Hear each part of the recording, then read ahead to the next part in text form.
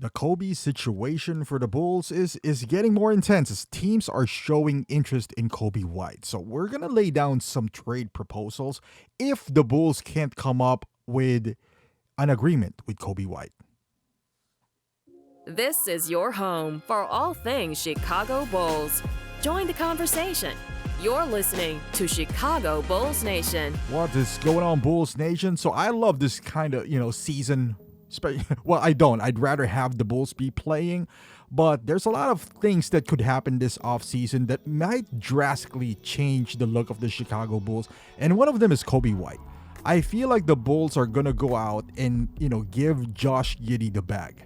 But that leaves the question between Coby White and Ayo Dosunmu. Can they realistically keep all those three guards?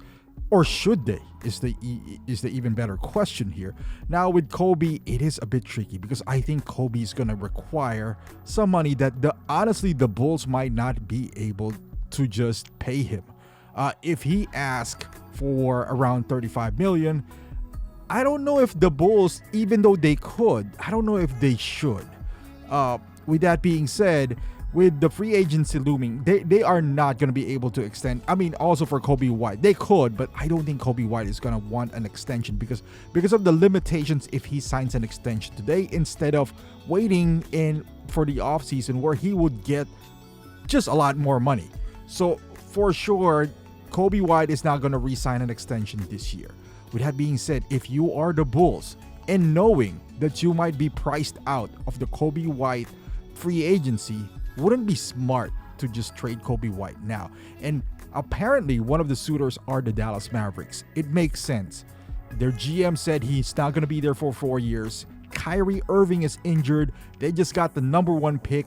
So why not kind of try to go for it, right? Like there's realistically only so much you can do with this roster, but with a guard like Coby White, who is pretty dynamic, he can pass the ball, he can dribble, he can do a lot of things. He can defend too. He's relatively young. He's not Kyrie Irving old. Is he doable for the Mavericks? And I say he is. Like if you are the GM, you got a starting lineup of, let's say, Coby White, Hardy, PJ Washington, and I don't know if you're going to put AD. I think AD wants to be a 4. Then you put AD as 4 and then Lively as 5. Gafford always has been the odd man out because him and AD kind of plays the similar type of game. So one is going to ride the bench. So wouldn't it make more sense to do this trade now where Daniel Gafford goes to the Bulls for Coby White? Now, if you're a Bulls fan like I am, this is absurd. You're not going to trade Coby White for Daniel Gafford, not straight up. So I put in here, you can't see it here, but there is a first round pick, top 10 protected for next year. In Dallas' point of view, hey, we're not going to get lucky twice. And we're not planning to tank. They didn't even tank this year. They were in the play-in, only they won via coin flip. So they're not going to tank next year. They figured they're going to be better. 1 year of AD, you got Cooper Flag. Now you add Coby White into the mix. They might be able to make it to the playoffs. So why not go in, get somebody like Coby White, who's, again, still young. He's only, 25 years old. Not in the same timeline as Cooper Flag. But again, you can if this works out, it's like a trial. Maybe you can have Kyrie Irving walk. He's already 34 years old. He's gonna spend for the most part of the season with his Achilles. So it's a good trial for Coby. Have him guess how much you're gonna pay him the following year, and then you're only losing Gafford, which you have a plethora of centers at this point. You got AD, you got Lively, you still got Norman Powell, and plus you got those two bigs. I think you're set. I think you can afford just to get some random dude, in the free agency just to back those guys up, especially if, I don't know if Cooper Flag is going to play 4 or 3 because we all know AD doesn't want to play 5. So we'll see, right? Like, we don't know. Maybe they'll get Giannis. I don't know. However, with that being said, would they trade next year's pick? They're already thin on pick. Now it's top 10 protected. And if you're Dallas, you're kind of thin on your finances anyway. So if you only land like 11, 12, 13 pick, because, you're good enough maybe not to win a championship, but also not to tank, do you really want to spend some money paying that first rounder, which is not going to help you in the in the short term? Probably not. Just give it to the Bulls. Get some guy who is more proven in Coby White, who's still young, who can help you now and also in the future. Now, what's in it for the Bulls? You get your center in Daniel Gafford. I think he's a better fit, with Josh Giddey. He's a rim protector. He can catch lobs.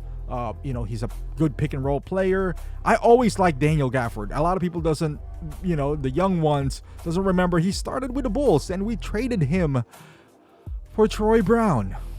Yes, Troy Brown. So now we have a chance to redeem himself. He's still pretty young himself, kind of like Coby White. Still have a lot of mileage in him. I don't mind re-signing him after this contract. As I mentioned, him and Coby are both free agent after this season. I think he's going to command far less than what Coby is going to command in the free agent market. You see that block right there. So you got your rim protector, maybe somebody who would catch lobs and a better fit in the center after Vooch leaves. Ideally, he leaves this season. If not, he's going to be a free agent after the season anyway. So at least you got that covered. You can still draft a young big to back up Gafford. You still need bigs in this league. So that's a good foundational piece right there. I don't necessarily know if maybe there's another trade where they can swap out Lonzo Ball. That would be a good fit for Dallas as well to distribute the ball. But that will be on a different trade. But I think it works for both teams. And I know with Bulls fans here, you might think that is not enough for Coby. I don't know. Maybe I'm just a little bit apprehensive on Coby's value, only because of the fact that you're about to pay him. Like any team would get him, would probably have to settle, would have to bring it up to the Bulls where, hey, you know what? If this was 3 years ago and he's a controlled contract, you're probably going to get two first. But now you get a top 10 protected. Honestly, I think it's going to be limited to maybe I would say a top 10 protected is pretty fair. That's what we got for DeMar. But for Coby, top 10 protected, and somebody like Gafford, what we got for DeMar. It's Chris Duarte. So I think that's a pretty good deal, but I'm sure there's going to be better ones out there, like Jonathan Isaac with Orlando Magic. But we'll discuss that at a later time. How do you like this trade, though? I don't think Dallas is going to give up PJ Washington, but would you rather keep Coby in this scenario? But let's pretend that you can't. He's asking for $38 million. Is this trade good enough? If not, let me know in the comments. What do you think? What are the better trades realistically? I would love to hear your thoughts. Thank you for watching, and I'll see you in the next one.